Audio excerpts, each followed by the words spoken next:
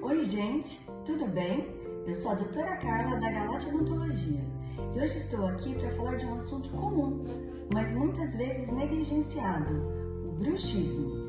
O bruxismo, ou ranger dos dentes, pode ser causado por ansiedade, um estresse ou uma má oclusão. Para prevenir o bruxismo, é essencial adotar hábitos saudáveis, gerenciar o estresse e praticar exercícios de relaxamento, além de consultar um especialista para avaliar a sua mordida. O uso de uma placa mio-relaxante à noite pode ajudar a reduzir o bruxismo, desde que ela seja rígida e o ajuste oclusal tenha sido feito de forma correta.